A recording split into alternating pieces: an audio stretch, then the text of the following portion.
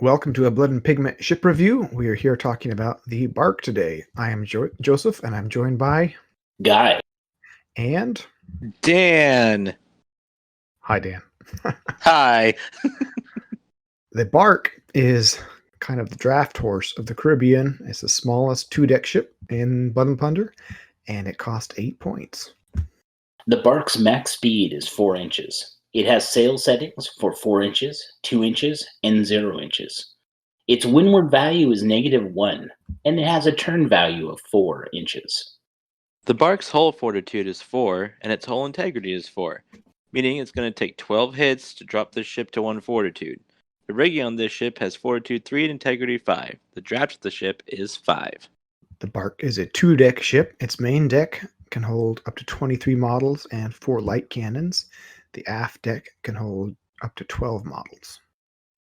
This ship's main deck can be armed with 4 light cannons, or 2 pairs. It can also be armed with 2 swivel guns.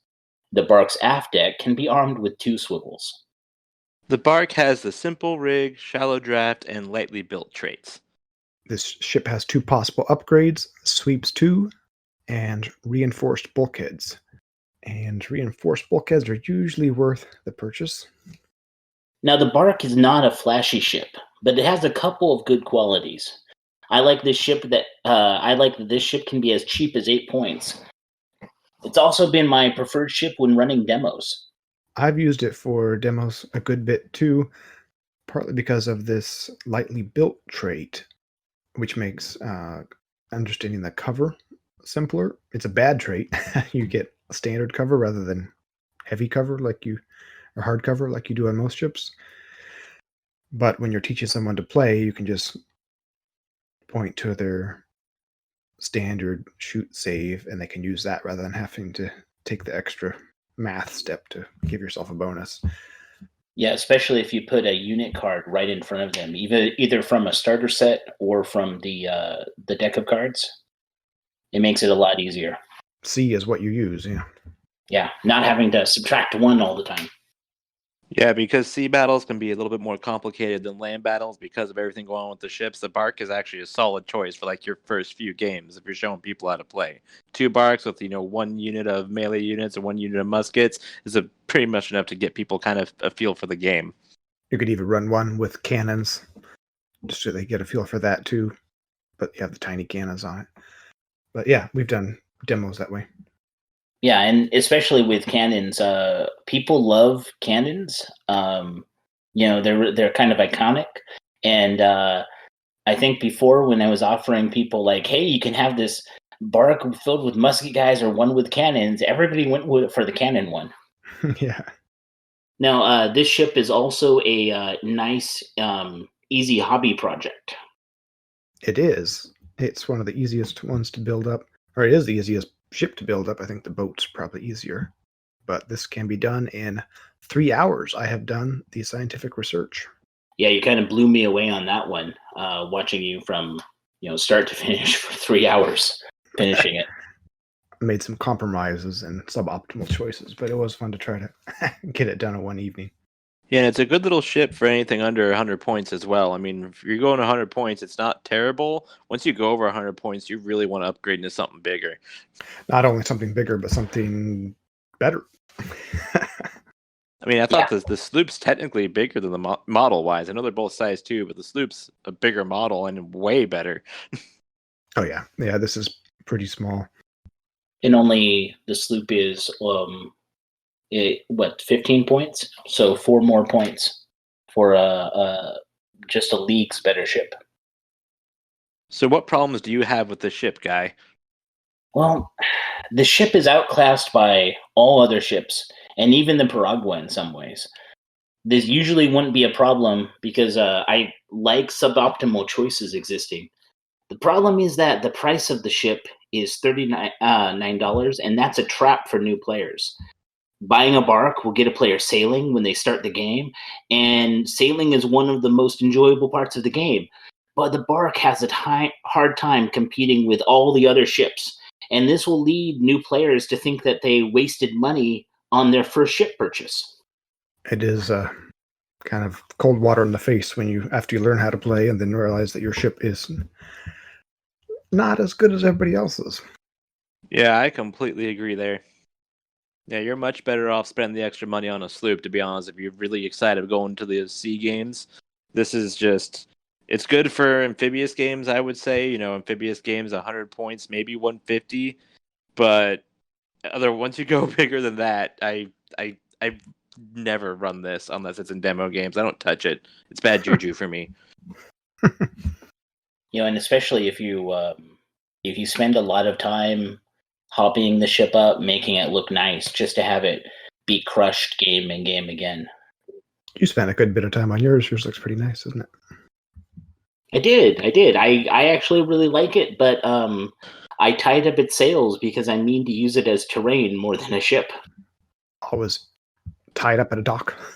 Yeah. With the sails all tied up, and fill it with barrels and have it just look like a cargo bark that one of the sides can cut free and sail around if they wanted.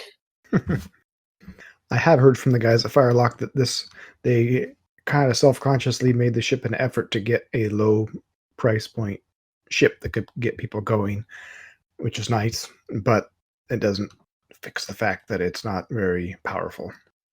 No. And it is a little punishing for newer players. Yeah, I don't want to go through the trouble of painting all of my models and putting them on what is essentially a floating coffin if someone brings a bigger ship. Which, to Firelock's credit, is not always the case. If you know what you're doing, you can fight a light frigate in a sloop if you really know what you're doing and have a good game plan. The bark it doesn't stack up to any of the other ships, which is its main flaw, I would say. So a couple things go into that. You have to pay for your hardcover, so you're paying 11 points. You can't take medium cannons. You have 2 swivels per section rather than a section of 4 swivels, which spreads out your firepower. And you have a -1 windward, while the other 2 standard 2-deck ships, the Tartana and Sloop, have a 0 windward. So all 3 of those things definitely put it a notch below. But if you pay for the hardcover, you're 11 points. If you looking for a small ship, the Tartana is only 12 points, and it can take medium cannons as a 0 windward, and it has hardcover built in. So, and 4 swivels in the front. Right. So it has a lot more things going for it. That's basically what it cooks down to.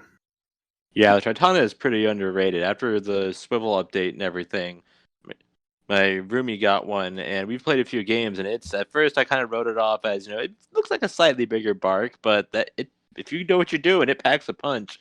It's better. Yeah. I would say it's better than the bark in every way, which is, again, the main problem with the bark is most of the ships in the game, until you get to, like, the galleon, like, you can square up, 1v1 with most of the ships in the game, and if you know what you're doing and got a game plan, the dice are nice, you can square up and execute your plan. With the bark, there's no way. Just about every other ship is either faster than you or has more firepower and more guys than you.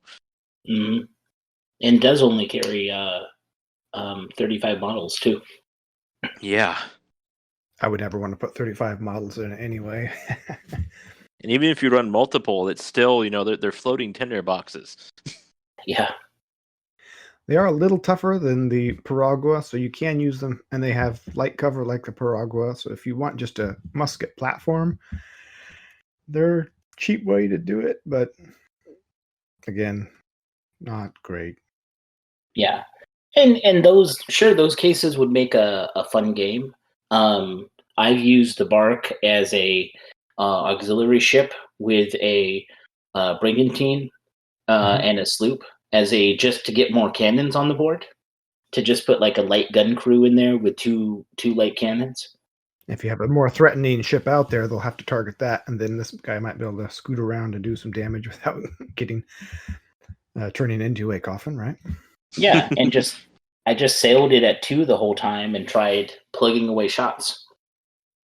So it can do that, but and do some scenario play too. But You've talked about doing bark wars, having like a challenge where people have to play games with barks and see how it goes. I think that'd be fun. Yeah, the 100-point bark challenge. Yeah. And that's because, like, with teaching, if you want to teach somebody how to play, it's good to teach them with a bark because there's a little bit of swivels, a little bit of cannons. You can't dedicate your whole ship to one or the other. Usually you can with muskets, but then that's also that's what makes Bark Wars exciting. If you load it up with militia, You could have a lot of militia on there. You could almost get your 33 mod or 34, whatever, just militia, couldn't you? in 100, yeah. Getting close. The other, going back to that, as far as teaching the game, the -1 windward penalty is actually good for teaching the game to let people see that you don't want to go into the wind as much, where the Tartana and sloop, you can just zoom upwind, no problem. It's more complicated, but it does let people feel that wind part of the game. Well, when people are sailing a ship, they want, and it has sails, they want the wind to be an important part of the game. Yeah. So, yeah, you're right. The -1 works there. Same thing with the 4 turn radius. That's as fast as it can go, and it can That's turn good. 4. Let's be honest, the Sloop and Tartana just think the wind doesn't exist. The wind is Sure. not a factor for them. Unless you're going straight up against, but still, it's kind of easy to get out of. Mm-hmm. The shallow draft combination with the 5 draft, I mean, you'll pretty much never hit a shoal. That's good. Yeah. It's good for you, Joe. Yeah. Although I've rolled 2 10s before. Oh. Yeah, you have. I luckily had a fortune for that one, but that stung. I thought playing the Dutch with shallow draft and playing the sloop, I would be invincible, but you would think so. Not me. Yeah. Yeah, so all in all, the purpose of this ship, it seems, is for demo games. It works really well. If you're running a small fleet, you need an auxiliary ship, it fits that role just fine. And if you're going to outclass just about everything but the Periagua. The Periagua packs serious firepower, and it is a force to be reckoned with. But And it goes 5, yeah. compared to the Bark's 4. So even if you're the bigger, quote unquote, bigger ship, they're still just going to sail circles around you. The one other thing that this has advantage over the Piragua and boats is it's not a boat, which means you can't ram it, which is also one of my painful parts of the game. Well, you can't ram it to a devastating effect. Right, you can ram it. Ship will still do 1 damage to it. Yeah. But your men aren't going to all fall overboard. And that's nobody dies. Also, just about the model for the Bark. The model for the Bark is a covered boat. It's not actually a bark or baroque. Baroques would be a lot larger than the model that we have. That's even why the rear deck in the Bark model isn't a poop deck. It's just an aft deck. There's just a little rise there. There's no there's storage underneath the aft deck, but it's not an actual like cabin or anything.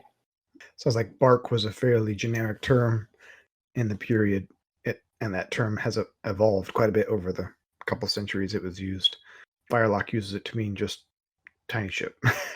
Yeah. Commandeered fishing boat. Yep. Mm-hmm. Quote unquote commandeered. Well, and usually barks were fore and aft rigged, whereas this one is square rigged. Right. So.